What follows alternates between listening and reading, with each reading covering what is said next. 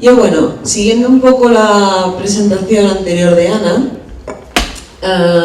como ella muy bien ha explicado, uno de los graves problemas que tenemos en post-cosecha de fruta son las pérdidas de podredumbres. Básicamente, hay grandes pérdidas económicas que pueden llegar a ser estas pérdidas durante el periodo post-cosecha en los países desenvolupados del 1 al 10%, que esto ya es muchísimo, pero en los países menos desenvolupados o menos preparados en temas de post-cosecha, estas pérdidas pueden llegar casi al 50%. Entonces, ¿realmente podemos controlar? ¿Qué podemos hacer nosotros para controlar estas pérdidas post-cosecha? Aparte de, evidentemente, tener las baguetas, las cámaras frigoríficas desinfectadas, nosotros lo que tenemos que hacer es reducir el inóculo de la superficie del fruto. ¿Y cómo se está haciendo actualmente esta reducción del inóculo? Pues principalmente utilizando productos químicos de síntesis, como el imazalil, el folpet, el tiabendazol. Estos productos realmente en post-cosecha funcionan muy bien y reducen o eliminan el inóculo fúngico presente en la superficie del fruto prácticamente al completo. ¿Pero qué problemas generan estos productos químicos de síntesis? En primer lugar, el incremento de residuos químicos presentes en los frutos. Y en segundo lugar, el uso masivo de estos fungicidas genera resistencia en las cepas. O sea, las cepas se vuelven resistentes a estos tratamientos. Por mucho que apliquemos estos fungicidas químicos, como las cepas son resistentes, los frutos se van a pudrir finalmente. Todo esto junto a que esto genera problemas en la salud humana y en el medio ambiente, hace necesario la búsqueda de sistemas alternativos a estos productos químicos. Por tanto, es necesario encontrar nuevas estrategias de conservación que impliquen el uso de tecnología o de productos naturales seguros para la salud humana y respetuosos sobre todo para el medio ambiente también. Entonces, en esta presentación les voy a mostrar qué estrategias alternativas se han ido estudiando durante los últimos 10-15 años. Ellas engloban tratamientos químicos de bajo riesgo, tratamientos físicos y sobre todo vamos a entrar bastante en el tema de control biológico, en producción y formulación de microorganismos para usarlos como antagonistas. Decir también que todas estas estrategias que se han ido estudiando nunca funcionan al 100% como funcionan nunca son efectivas al 100% como no son los tratamientos químicos. Siempre vamos a tener algo de presencia de enfermedad. Por lo tanto, también se va a jugar con las combinaciones de estos diferentes tratamientos. O sea, aplicar tratamientos químicos con control biológico con tratamientos físicos, todo ello para incrementar la efectividad de estos tratamientos. Bueno, pues empezamos con lo que serían los tratamientos químicos de bajo riesgo. ¿Qué tratamientos se han ido estudiando? En primer lugar, lo que serían las sustancias GRAS, que básicamente serían los carbonatos, bicarbonatos y otras sales. En 1997, la EPA de los Estados Unidos declaró a los bicarbonatos como sustancias exentas de límites de residuos en todas las actividades agrarias. Y la USDA clasificó muchos carbonatos y bicarbonatos como ingredientes autorizados en productos etiquetados como orgánicos.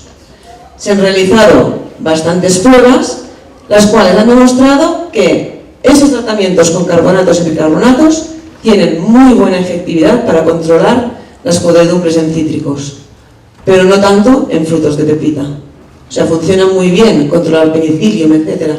en cítricos, pero no funcionan tan bien para controlar las podredumbres en frutos de pepita.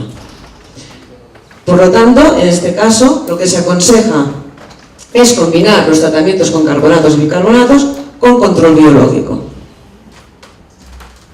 Por lo que se refiere a otras sales, se han realizado estudios con sales sódicas, potásicas, cálcicas y amónicas, ¿vale?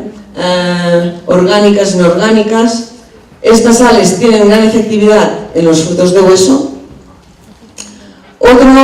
Otra sustancia GRAS sería también el ácido acético. Se han realizado, este es un ácido de cadena corta comúnmente utilizado en la industria agroalimentaria. Se utiliza como antimicrobiano en la industria agroalimentaria y es un acidificante en gran variedad de productos. Aquí en este caso tiene como aplicación por fumigación en productos, en frutos de hueso, tiene gran efectividad para controlar monilinia fructígena y sobre todo muy importante para controlar Rhizopus stolonifer. Decir que no existe actualmente ningún producto químico que nos controle en post cosecha la aparición de Rhizopus. Por lo tanto, para este microorganismo es muy importante encontrar un sistema alternativo que funcione. Y en este caso el ácido acético funciona bastante bien. Siguiendo también como tratamiento químico de bajo riesgo, estarían también la utilización de polímero de origen animal, formado por la desacetilación de la quitina y caracterizado por un alto peso molecular y por, sobre todo, muy importante, por no ser tóxico. Este producto puede ser utilizado como recubrimiento en frutas y hortalizas y así regular la humedad y el intercambio gaseoso alrededor del fruto. ¿Qué produce este producto? Al ser un recubrimiento, reduce la maduración y reduce las podredumbres. ¿Por qué la reduce? Porque el quitosan a altas concentraciones tiene una muy buena acción antifúngica. Sobre todo para algunos patógenos. ¿Por qué? Porque inhibe la germinación de los conidios, la elongación del tubo germinativo, etc. También es un producto muy interesante para combinarlo con el control biológico. Si no se quiere utilizar tan altas concentraciones de quitosan, a menores concentraciones utilizadas con control biológico, lo que hace este recubrimiento crea como una especie de microclima alrededor del microorganismo que va a actuar como antagonista, produciendo que germine y que se desarrolle más fácilmente. Otros productos naturales utilizados son los aceites esenciales, aceites de canela, clavo, orégano, citronela, tomillo, etc. Como ha dicho muy bien Perla en su presentación, el problema que tienen los aceites esenciales es que a veces les dan sabores extraños a los productos, sobre todo a los frutos, y también se ha visto en este caso que los aceites esenciales utilizados en investigación en ensayos in vitro, o sea, en placas de cultivo, tenían gran efectividad a la hora de reducir el crecimiento de los microorganismos. Pero cuando estos ensayos se pasaron a in vivo, directamente en los frutos, se observó que realmente estos productos no tienen muy buena efectividad. Donde sí que tienen efectividad son por fumigación, para reducir en frutos de hueso, para reducir monilinia fructígena y para reducir también la aparición de Rhizopus stolonifer. Pero debido a que confieren al producto sabores un poco raros, actualmente pues no hay en el mercado ninguna de estas sustancias disponibles para utilizarlas en post cosecha de frutas y hortalizas. Otros productos que también se consideran como poder antifúngico son el menilhasmonato y el ácido salicílico. La efectividad de estos productos radica en la capacidad de mejorar la resistencia de los frutos al ataque patógeno.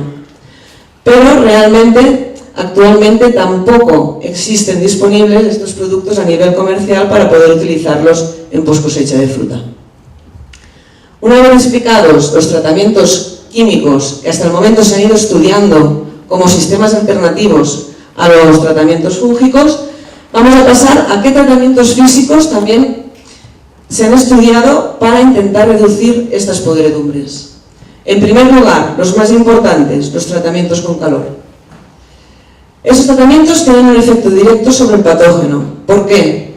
Porque inhiben la germinación de los conidios, tienen un efecto en el crecimiento del tubo germinativo, producen lesiones en las hifas de crecimiento.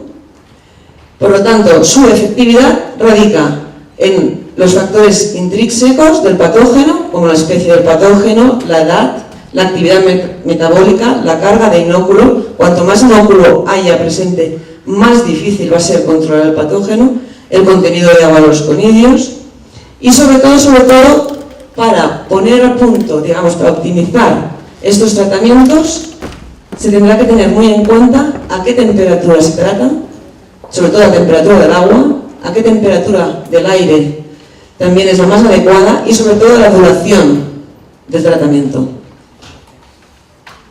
Decir también que estos tratamientos de calor tienen un efecto indirecto, ya que estimulan los mecanismos de defensa del huésped. Y al estimular los mecanismos de defensa del huésped, le es más difícil al patógeno atacar a este tipo de frutos. Estos tratamientos favorecen la síntesis de materiales antifúngicos que actúan como primera línea de defensa contra la invasión de patógenos también. Activan la acción de la PAL, de la enzima fenilalanina amonialiasa, que es la clave para la producción de lignina. Cuando el fruto genera lignina, se crea como una barrera estructural que el patógeno le va a ser bastante difícil de romper. Y estos tratamientos de calor incrementan la actividad de esa enzima. Por lo tanto, la explicación de este efecto indirecto van a estimular los mecanismos de defensa del huésped y al patógeno le va a ser más difícil la colonización. ¿Qué tratamientos hay de calor? En primer lugar, la inmersión en agua caliente. Como ya he dicho, se tiene para cada producto y para cada microorganismo, se tiene que optimizar la temperatura y el tratamiento. Se ha visto, en el caso por ejemplo de papayas, a 60 grados centígrados durante 40 segundos hay una reducción de la incidencia de podredumbre hasta el 50%. También otro tratamiento de calor sería el que hace poco han hablado Perla y Ana, que sería el de curado. Este método consiste en meter en un ambiente con aire saturado de vapor de agua a temperaturas altas durante largos periodos de tiempo. Se mantienen los frutos a estas condiciones y lo que hace, se reduce la incidencia de patógenos. Diferentes estudios han visto que temperaturas de 50 grados durante 2 horas con una humedad relativa del 95 al 99%, se reduce prácticamente o se controla prácticamente la incidencia de monilinia fructícola en duraznos. Es decir, que este microorganismo actualmente es uno de los que podríamos decir que lleva más de cabeza a todos los investigadores porque tiene una agresividad muy fuerte en lo que sería duraznos, nectarinas, o sea, casi todos los frutos de hueso. Tener muy en cuenta que estos datos son datos ya de estudios que se han realizado durante bastante tiempo y que no afectan a la calidad del producto, porque para optimizar todas estas variables se tiene que tener en cuenta, y es muy importante, la calidad final del producto. No nos sirve de nada aplicar a 60 grados que nos reduzca a monilinia, pero que la firmeza se nos dañe, la textura se nos dañe. O sea, el producto final tiene que tener buena calidad. Por lo tanto, se van a tener que optimizar todas estas variables teniendo en cuenta que al final tenemos que tener también una buena calidad del producto. Otro tratamiento de calor que se está estudiando últimamente es el uso de radiofrecuencias. Este sistema se utiliza para la pasteurización de alimentos, para la descongelación, para el secado, para la cocción de alimentos y últimamente para la desinfección de frutos enteros. ¿Por qué? Porque se ha visto que la carga electromagnética que se genera mediante 2 electrones, estos son un electrón y este es otro electrón, la fruta pasa por el medio y le sube la temperatura interna. Al subir la temperatura interna, lo que provoca es una resistencia inducida del fruto a la podredumbre. Y con este método, se reduce significativamente el tiempo de tratamiento. Los frutos pasan rápidamente por aquí, se le sube la temperatura interna rápidamente, lo que produce que el patógeno no pueda desenvoluparse. Tenga un efecto directo sobre el patógeno, esta alta temperatura, y el patógeno no podrá desenvoluparse. Aquí también tener muy en cuenta que se tiene que optimizar tanto la velocidad de paso por los electrones como la distancia entre los 2 electrones. Cuanto más cerca estén los 2 electrones, más alta será la temperatura. Posiblemente más daño en los frutos. También tener muy en cuenta la calidad del fruto. y la velocidad, como ya he dicho. Son los dos factores a optimizar en este caso. Otro tratamiento físico que se ha ido utilizando últimamente y que ha nombrado Ana en la anterior presentación es la utilización de la atmósfera controlada. Como la mayoría de los microorganismos que atacan a los frutos en post-cosecha son hongos, la mayoría son anaerobios, al bajarles el oxígeno se reduce el metabolismo del patógeno y así se intenta paliar, entre comillas, que éste actúe. También las altas concentraciones de CO2 tienen un efecto directo sobre la germinación de los coridios. Pero ¿qué pasa con la atmósfera controlada? Que se ha demostrado que sí que ralentiza la actividad de los hongos, pero no la evita. Por lo tanto, este sistema no se puede considerar como un sistema de control, porque nunca nos va a evitar la aparición de microorganismos. Otro sistema aquí en este caso sí que se ha estudiado que concentraciones muy altas de CO2, de entre 10 y 20%, pueden reducir de forma importante los microorganismos. ¿Pero qué nos va a pasar aquí? Que nos va a generar daños en la fruta. Concentraciones tan altas de CO2 nos van a disminuir la calidad de la fruta. El fruto va a generar anoxia, se van a producir fermentaciones y esto nos va a reducir la calidad del fruto final. Otro tratamiento que se ha utilizado como tratamiento físico de gases es la utilización del ozono. El ozono se utiliza mucho como desinfectante de las cámaras de conservación frigorífica. Tiene un gran poder desinfectante para reducir toda la carga microbiana de lo que serían las superficies. Pero ¿qué se ha observado con el ozono cuando se ha querido utilizar o se ha querido beneficiarse de esta actividad antimicrobiana en frutos? Pues que en los frutos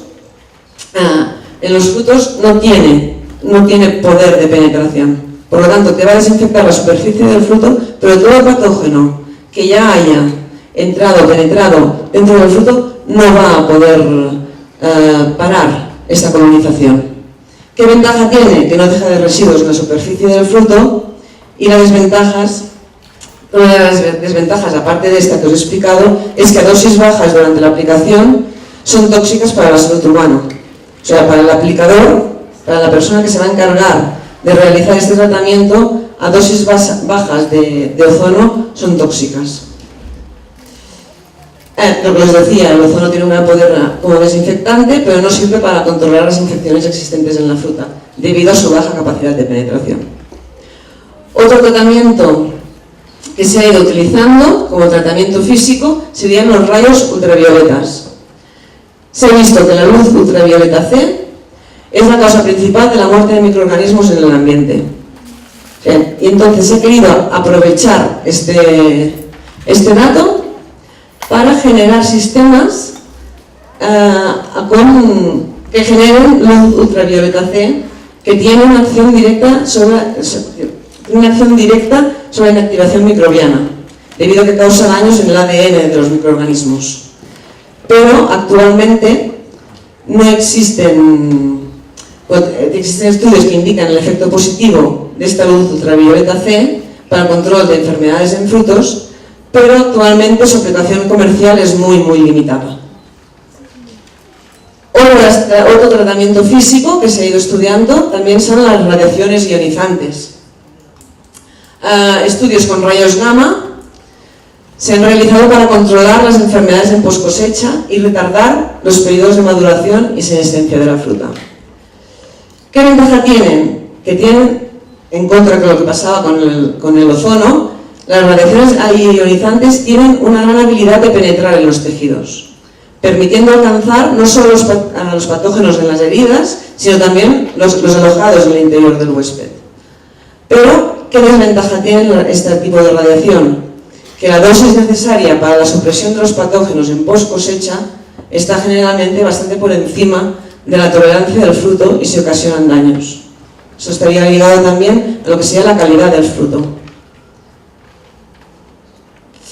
Y aquí entramos en lo que sería el control biológico. Aquí lo que voy a explicar, aparte de cómo más o menos funciona el control biológico, cómo se llega a producir y a formular un agente de control biológico.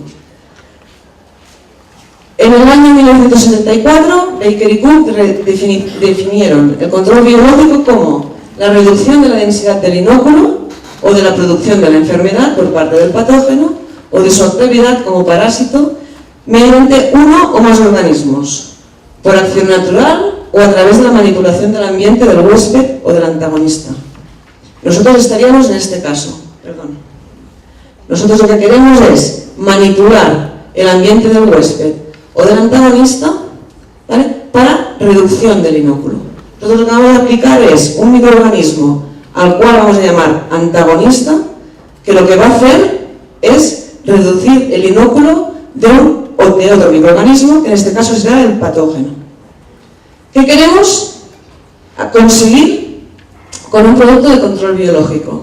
Lo que queremos conseguir es que a partir de las células del microorganismo antagonista, en este caso, el bueno, digamos, poder llegar a un producto final, a un formulado final, ya sea un formulado sólido o a un formulado químico, que podamos aplicar en los frutos para controlar las podredumbres, para reducir el patógeno, y lo que tiene que tener el objetivo final de este producto de control biológico es que sea efectivo.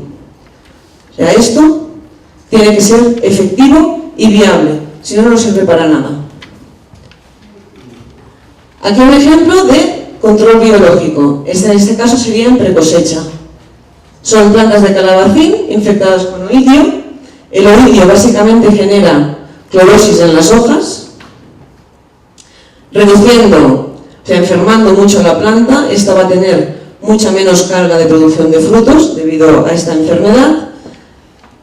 Y cuando le aplicamos control biológico, en este caso con un microorganismo, en este caso era un hongo contra otro hongo, el antagonista era un hongo, se puede observar que hubo una reducción del inóculo realmente importante. En este caso se considera que el producto de control biológico es efectivo. Nunca, nunca con control biológico vamos a llegar a una reducción total del patógeno. También un ejemplo en post cosecha sería en este caso nectarinas infectadas con Mollinia fructícola. El testigo sería el inóculo, el microorganismo crecido únicamente tratado con agua, y aquí también inoculación artificial con el patógeno como Mollinia fructícola, pero aparte se trató estos frutos con control biológico. En este caso era con una levadura que era Candida saque, y como podemos observar, el control prácticamente total, excepto en algunos casos, ¿vale?, del crecimiento de este microorganismo. ¿Qué es realmente importante cuando nosotros queremos empezar a trabajar en control biológico? Cuando nosotros queremos empezar a trabajar en este tipo de microorganismos, lo primero que debemos saber es qué modo de acción tiene el antagonista, cómo ataca el antagonista al patógeno. Hay diferentes modos de acción. El primero sería la secreción de compuestos antibióticos. En este caso, Bacillus subtilis, que es una bacteria. Bacillus subtilis, que es una bacteria, lo que hace para controlar el crecimiento de otros hongos es producir microorganismos antibióticos con compuestos antimicrobianos. Otro modo de acción sería la competencia por espacio y por nutrientes. Hay microorganismos como Trichoderma. Trichoderma es un hongo, en este caso sería el microorganismo antagonista, y Rhizopus es el patógeno. ¿Qué hace Trichoderma? Como crece mucho más rápido que Rhizopus, compite con él por espacio y por nutrientes, reduciendo así su crecimiento. Otro modo de acción, en este caso básicamente para hongos, para hongo antagonista que ataca a otro hongo, sería el hiperparasitismo. ¿Por qué hiperparasitismo? Porque se trata de un parásito que acaba comiéndose, entre comillas, a otro parásito. En este caso sería una hoja de calabacín infectada con oidio, y el antagonista, ¿cómo ataca al oidio? Reduciendo el inóculo. Lo que hace Este antagonista hiperparasita al oidio, lo que hace es secreta unos enzimas hidrolíticos que rompe las paredes celulares del oidio y se alimenta de los nutrientes que se liberan al romper estas células. Y lo que hace es crecer a su alrededor. Así reduce el nivel de inóculo. Por último, otro modo de acción de los enzimas antagonistas podría ser la producción de enzimas líticas e inducción a la resistencia. O sea, producción de enzimas hidrolíticos que rompen las membranas celulares de las linfas de los patógenos.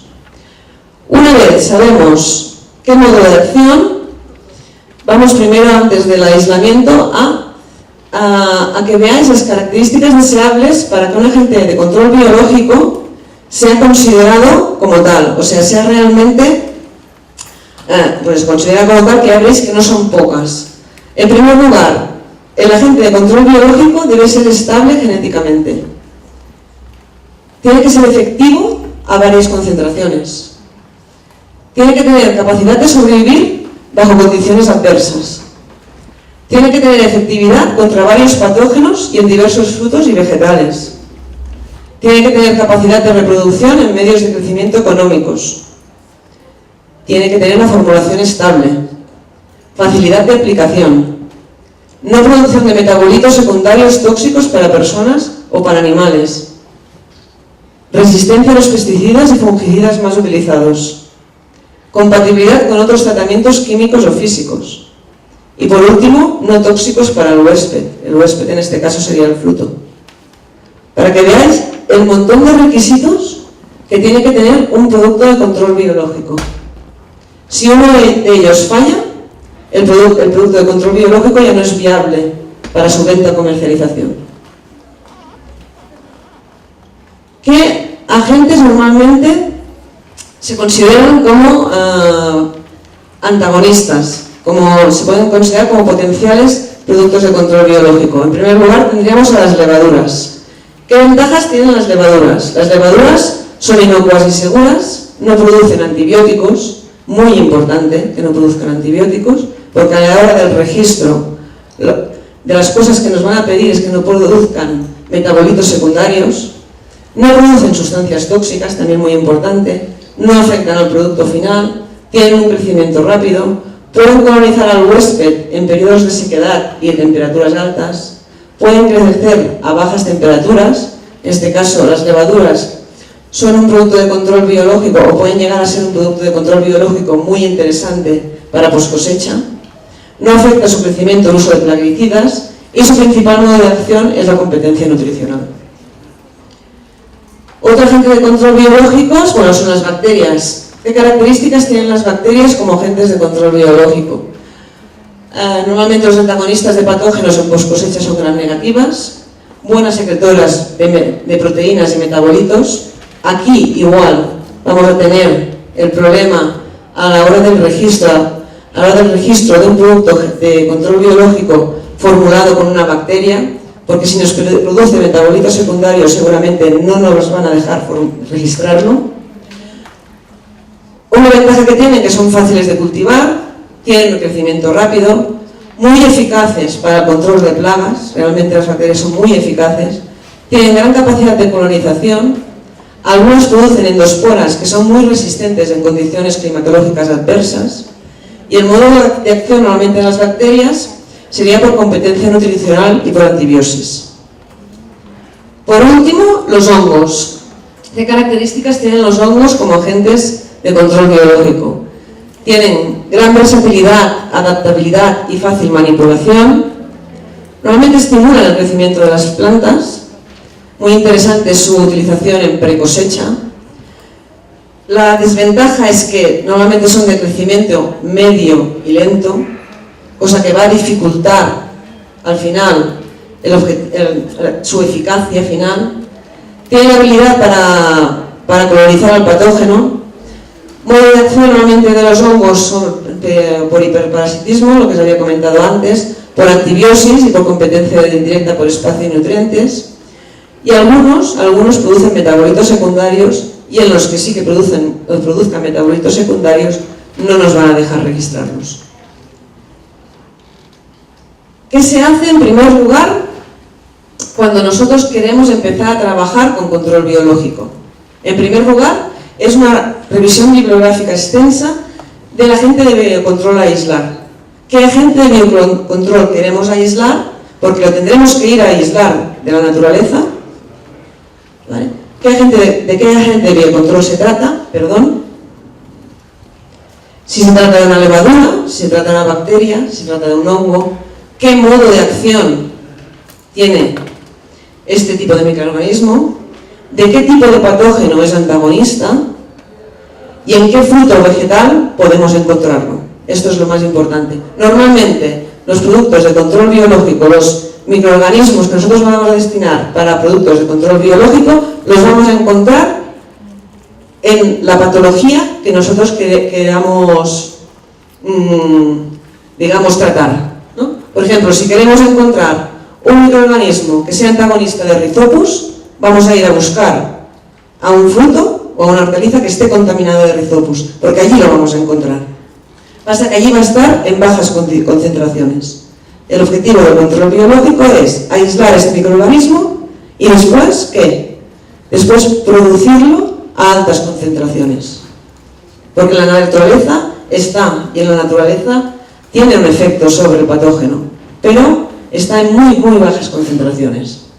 Entonces, una vez nosotros lo hagamos aislado, hagamos evidentemente probado su efectividad, que realmente es efectivo contra el microorganismo que queramos eliminar, el siguiente paso será la producción. La producción a nivel semicomercial de esta levadura, de esta bacteria, de este hongo. El objetivo de la producción es buscar un medio económico, sobre todo, con el que se obtenga una elevada masa microbiana y con una calidad de inóculo óptima para su aplicación. Para llegar a obtener grandes cantidades de masa microbiana, se tendrá que optimizar las condiciones de crecimiento. Aparte de optimizar el medio de cultivo, porque no todos los medios de cultivo son válidos para el crecimiento de estos microorganismos. Una vez hayamos encontrado el medio de cultivo que nos es válido, vamos a optimizar la temperatura de crecimiento, el pH, el nivel de aireación, la agitación, el inóculo inicial que nosotros tenemos que inocular, digamos, el medio de cultivo que ya hemos optimizado y el tiempo de crecimiento. ¿Qué tipos de producción hay? Normalmente producciones líquidas o producciones sólidas. Las más habituales para el crecimiento de bacterias y levaduras son las producciones líquidas y para el crecimiento de hongos las producciones sólidas. ¿Qué se hace en la producción líquida? Aquí es un ejemplo de un fermentador y tenemos el fermentador. Este tiene una capacidad de 5 litros, el cual contiene el medio de cultivo. A este medio de cultivo que hemos encontrado el más económico posible, lo vamos a inocular con la bacteria, la levadura, el microorganismo que nosotros queramos producir y posteriormente formular. Y aquí vamos a controlar la temperatura, que se va a tener que optimizar. ¿A qué temperatura este microorganismo que está creciendo aquí dentro es la más adecuada o la más óptima para su crecimiento? 25, 10, se va a tener que realizar muchas pruebas. También vamos a controlar la agitación. Esto de aquí es un rotor de agitación, ¿vale? ¿A cuántas revoluciones por minuto tiene que ir este rotor para obtener la mayor cantidad de biomasa del microorganismo posible? Se va a tener que optimizar la aireación. Por aquí entra el aire, se va a tener que optimizar el caudal de aire que entra por aquí para que el microorganismo tenga suficiente oxígeno para poder crecer, ¿vale? Y también se va a tener que optimizar el pH de crecimiento. Si es un microorganismo que crece a un pH de 8, esto no puede pasar de 8, porque si no, no nos va a crecer. Entonces, normalmente estos fermentadores tienen unas sondas que controlan el pH interior. Y si se necesita añadir un ácido o una base que no sea perjudicial para el crecimiento del microorganismo, pues esto lo controla y por aquí se añadirá. Bueno, en definitiva, esto para el fermentador simplemente es un lector de todos los controles. ¿Vale? En resumen, para la producción líquida vamos a tener un cultivo inicial, en este caso es una levadura, que vamos a hacer crecer en pequeñas cantidades en Erlenmeyers para tener suficiente inóculo para poder inocular el fermentador. Una vez inoculado el fermentador y optimizados todos los parámetros que os he comentado, lo que se va a realizar es la separación celular. Se va a separar el medio de cultivo de lo que es la biomasa, de lo que es las células del microorganismo, porque a lo que a nosotros nos interesa son las células del microorganismo. En la mayoría de los agentes de biocontrol, por ejemplo, en Bacillus subtilis, que produce sustancias antimicrobianas y que estas sustancias se quedan normalmente en el medio de cultivo, nos va a interesar las dos cosas. Pero prácticamente en el resto de productos de control biológico, el sobrenadante libre de células se va a eliminar y nosotros nos vamos a quedar con la biomasa, con las células que producen, porque esto es lo que vamos a formular para que llegue a ser un producto de control biológico. Otro tipo de producción, hemos explicado un poco la líquida, sería la producción sólida. También existe la producción sólida, que se utiliza fundamentalmente para mohos que nos poblan, normalmente. Vendría a ser como un crecimiento de champiñones, pero a nivel microscópico. En este caso, para el crecimiento, para la producción sólida, normalmente se utilizan este tipo de bolsas. Son unas bolsas que tienen unas microperforaciones, por las cuales el microorganismo va a respirar.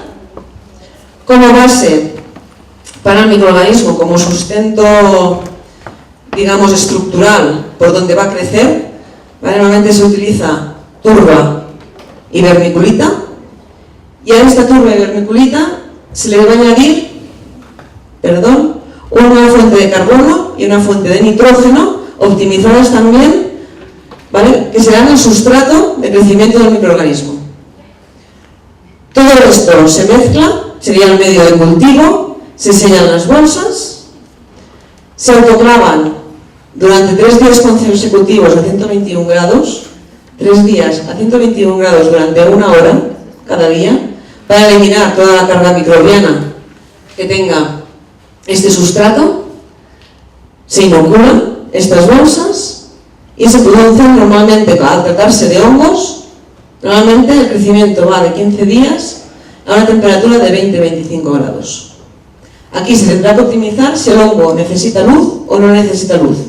Si no necesita luz, normalmente hay una especie de estufas donde se ponen las bolsas y se dejan crecer. Si necesita luz para el crecimiento, entonces va a ser una especie de bandejas con un sistema de iluminación, con unas cámaras que sean de fotoperiodo. Una vez tenemos todo esto optimizado y tenemos nuestras células del microorganismo, se va a separar también de la producción sólida las células del medio de cultivo. Una vez tenemos la biomasa del microorganismo, el siguiente proceso sería el de formulación. ¿Qué objetivos tiene la formulación de agentes de biocontrol? En primer lugar, obtener una presentación comercial que mantenga o incluso mejore la efectividad del agente de control biológico. Importante, prolongar el tiempo de vida útil del producto y asegurar así la estabilidad. Y permitir un manejo y aplicación fácil. Todo esto que parece sencillo, realmente es bastante complicado. ¿Qué problemática tienen estos productos? Pues que son organismos vivos, básicamente. La formulación ha de proveer las condiciones adecuadas para mantener la viabilidad del agente de control biológico. Durante los procesos de preparación, de almacenamiento y de aplicación. Durante todos estos procesos, el microorganismo se tiene que mantener vivo. Pero no solo vivo, sino que esté vivo y que sea efectivo. Los requisitos, por lo tanto, son que tenga este producto final una alta viabilidad, que sea estable durante la conservación, importante el objetivo final, que sea efectivo, compatible con la tecnología existente y fácilmente rehidratable y dispersable. Ahí ya veremos que las formulaciones más utilizadas son las formulaciones sólidas, que es en granulado o es en polvo, y este polvo tiene que ser rehidratable y dispersable también. ¿Qué componentes tiene la formulación? La materia activa es el microorganismo. Aquí vamos a tener que añadirle algún soporte y algún surfactante, adherente, rehidratante o protector. Ahora veremos por qué. Tipos de formulación. Hay la formulación líquida, que podría ser suspensión del microorganismo en una fase acuosa o una fase oleosa. ¿Qué desventajas tiene la formulación líquida?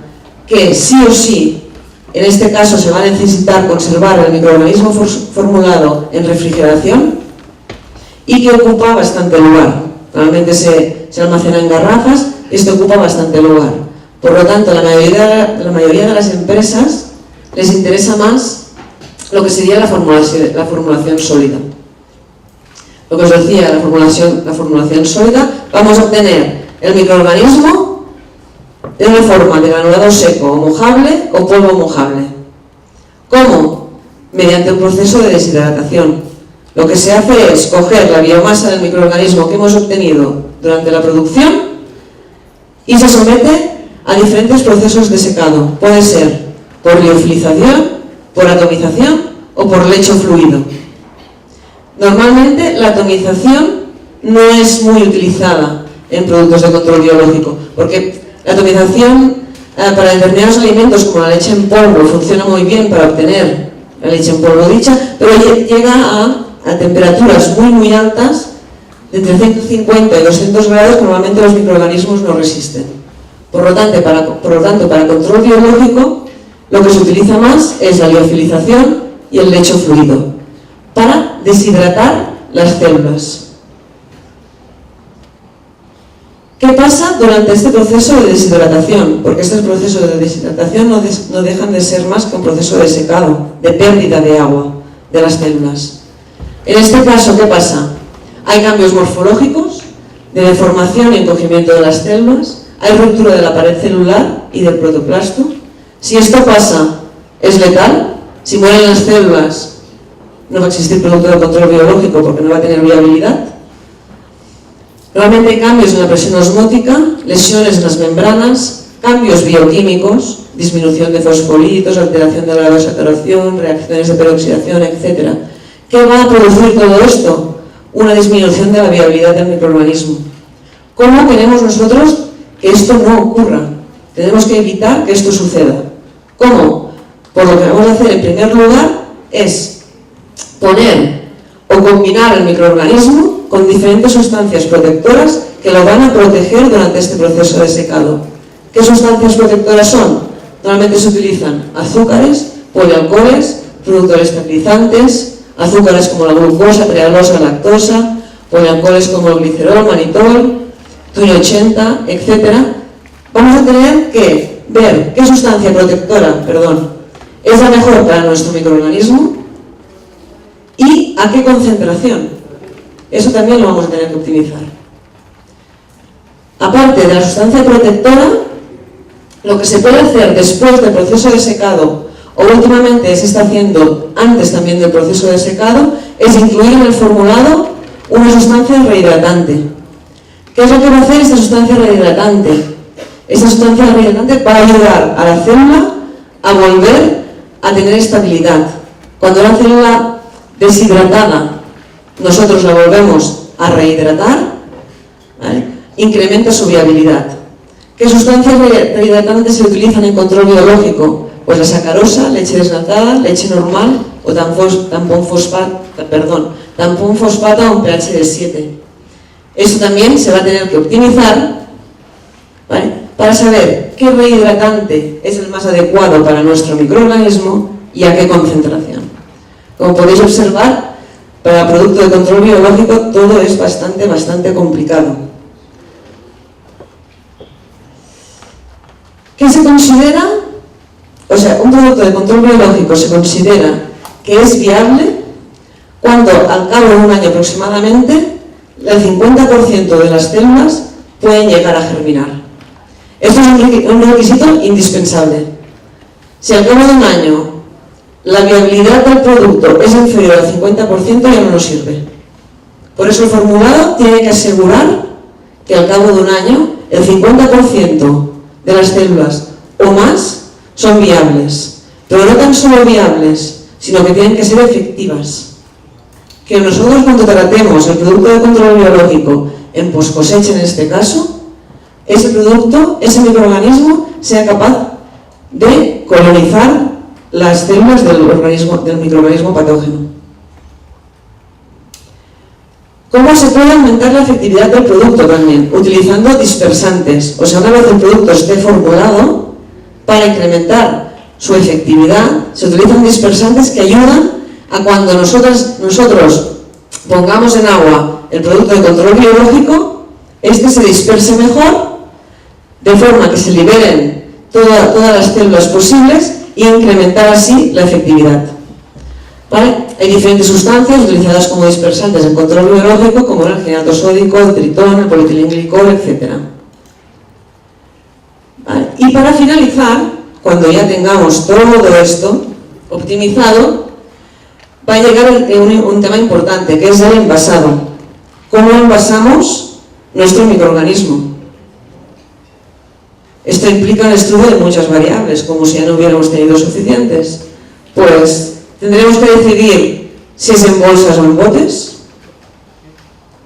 Tendremos que decidir si será un material, nuestro envase será material translúcido o será opaco, porque hay microorganismos que el efecto de la luz les es perjudicial, entonces estos los envasaremos en un material opaco. Tendremos que decidir si el envasado es al vacío o sin vacío, y si queremos conservarlo en refrigeración o sin refrigeración. Todo esto para conseguir un producto de control biológico que sea efectivo, ya sea en precosecha o en poscosecha. En este caso sería para poscosecha. Como podéis ver, es un mundo bastante amplio y complicado. Lo que hace, ¿qué produce esto? Que cualquier producto de control biológico sea bastante más caro que un producto químico, por ejemplo. Se tiene que asegurar la estabilidad de este producto. Este producto nos tiene que durar entre 6 y 12 meses como mínimo. Cuando ya hayamos conseguido todo esto, cuando ya tengamos nuestro envase, ya tengamos el producto estable, etcétera, etcétera, para que sea rentable para la empresa, se tiene que ampliar el espectro de acción de este microorganismo. ¿Qué quiere decir esto? Que no únicamente lo vamos a tratar en manzanas, sino que lo vamos a tratar en manzanas, en peras, en papayas, en mangos, etcétera, etcétera, para que sea rentable. Se van a realizar ensayos a nivel comercial, evidentemente, antes de patentar, registrar, comercializar y vender. Se tienen que hacer muchas cosas. Entonces ahora os voy a enseñar cuál es la situación de los productos de control biológico en el mundo actualmente, cómo lo tenemos, porque realmente funcionan muy bien. Pero como tienen todos estos problemas, a las empresas multinacionales no les interesa mucho, y menos en temas de poscosecha. En precosecha sí que les interesa más, porque es mucho más extenso el tema precosecha. El tema poscosecha es más limitado y les interesa menos. Entonces, ¿cómo están? En Estados Unidos, la EPA tiene unos requerimientos para los productos biológicos diferentes a los que tiene para los productos químicos. ¿Qué quiere decir esto? Que para registrar un producto de control biológico, los requerimientos van a ser diferentes que los productos químicos. Eso que parece algo malo es bueno, realmente es mejor que sea así. La situación en el pasado. Años atrás había registrados, o sea, cuando una empresa produce un producto de control biológico, aparte de patentar, tiene que registrar este producto para poder utilizarlo. ¿Vale? ¿Qué pasa? Que la mayoría de los países tienen una legislación que es un poco complicada para llegar a registrar este tipo de productos de control biológico. ¿Vale? En el pasado, tenía 3 productos Estados Unidos. BioSafe, formulado con unas pseudomonas de Ingae, tenía el registro, la patente del registro, una empresa que se llamaba Ecoscience, Aspire, con Cándida oleófila, los derechos de registro y patente, una empresa que se llamaba Ecogen, y finalmente otro producto que se llamaba AgraQuest. ¿Cuál es la situación actual? La situación actual únicamente está registrado y se está utilizando el BioSafe, que el registro ya pasó en manos de otra empresa, que se llama Jet Harvest Solutions. Este producto es utilizado principalmente en patata, batata y en algunas manzanas y peras orgánicas. ¿Vale? Reduce la mayor parte de las podredumbres en este tipo de productos, pero no se utiliza en cultivos comerciales, tampoco en cítricos. O sea que sí que se utiliza en pequeños cultivos, pero no en cultivos comerciales. ¿Por qué? Porque sale bastante caro. Vamos a ver, en Argentina no tienen registros específicos para agentes de control biológico. No existe ningún agente de control biológico registrado en post cosecha. En Chile tampoco. En Brasil sí existe registro para control de agentes de control biológico, pero en este caso es muy lento y muy difícil. Y actualmente tampoco existen productos registrados de control biológico. En Ecuador, el registro se tiene que realizar por el registro de la propiedad intelectual. Tampoco existen actualmente con productos de control biológico registrados. En Colombia, sí que es más fácil el registro que en el resto de los países, pero actualmente tampoco existen productos de control biológico registrados. En Uruguay, hay recientemente un protocolo de registros para productos de control biológico. Aquí sí que se utiliza como sistema alternativo en cítricos el uso de bicarbonato sódico, pero tampoco existen productos de control biológico registrados en Uruguay.